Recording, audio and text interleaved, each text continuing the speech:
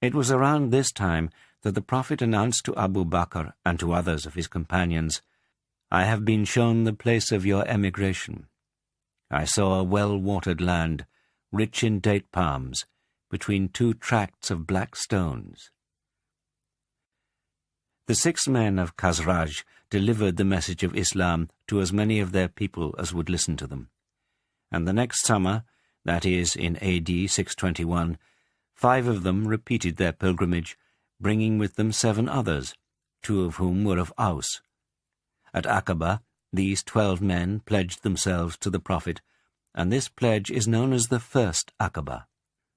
When they left for Yathrib, the Prophet sent with them Musab of Abdardar, who had by that time returned from Abyssinia. He was to recite the Quran to them and give them religious instruction. Musab stayed for about 11 months, and many were the people who embraced Islam during that time. Then, when the month of the next pilgrimage drew near, he returned to Mecca to give tidings to the Prophet of how he had fared among the various clans of Aus and Khazraj.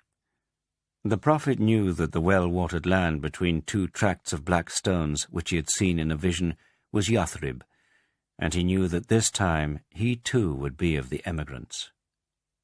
Now there were few people in Mecca whom he trusted so much as his aunt by marriage, al-Fadl. He was also certain that his uncle Abbas, although he had not entered Islam, would never betray him and never divulge a secret confided to him. So he told them both that he hoped to go and live in Yathrib, and that much depended on the delegation which was expected from the oasis for the coming pilgrimage. On hearing this, Abbas said that he felt it his duty to go with his nephew to meet the delegates and speak with them, and the Prophet agreed. Not long after Musab's departure, some of the Muslims of Yathrib set out upon the pilgrimage, as had been arranged between him and them, in all 73 men and 2 women, hoping to make contact with the Prophet. It was agreed that they should secretly meet him as before at Aqaba on the 2nd of the nights immediately following the pilgrimage. In the words of one of them, "We slept that night with our people in the caravan until when 1/3 of the night had passed, we crept out from amongst the sleepers to our appointed meeting with the Messenger of God, stealing as stealthily as sand-grouse until we were all assembled in the gully near Aqaba. There we waited until the messenger came, and with him came his uncle Abbas, who was at that time still of the religion of his people, albeit that he wished to be present at his nephew's transaction and to make sure that the promises made to him were reliable. When the Prophet was seated, Abbas was the first to speak. "People of Khazraj," for so the Arabs were wont to address Khazraj and Aus, "ye know the esteem in which we hold Muhammad, and we have protected him from his people, so that he is honoured in his clan and safe in his country. Yet hath he resolved to turn unto you and join himself with you. So if ye think that ye will keep to what ye promise him, and that ye will protect him against all that shall oppose him, yours be that burden which ye have taken upon yourselves. But if ye think ye will betray him and fail him after he hath gone out unto you, then leave him now." "We have heard what thou sayest," they answered. "But speak thou, O Messenger of God, and choose for thyself and for thy Lord what thou wilt." After reciting from the Quran and pronouncing a summons to God and to Islam, the Prophet said, "I make with you this pact, on condition that the allegiance ye pledge me shall bind you to protect me even as ye protect your women and your children." Bara, one of the leaders of the delegation, rose and took his hand and said, "By him who sent thee with the truth, we will protect thee as we protect them. So accept the pledge of our allegiance, O Messenger of God, for we are men of war, possessed of arms that have been handed down from father to son." A man of Aus then broke in upon him and said, "O Messenger of God, there are ties between us and other men," he meant the Jews, "and we are willing to sever them. But might it not be that if we do this, and if then God give thee victory, thou wilt return to thy people and leave us?" The Prophet smiled and said, "Nay, I am yours and ye are mine. Whom ye war against, him I war against.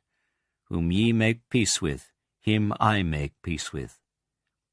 Then he said, Bring out to me 12 of your men as leaders, that they may look to the affairs of their people.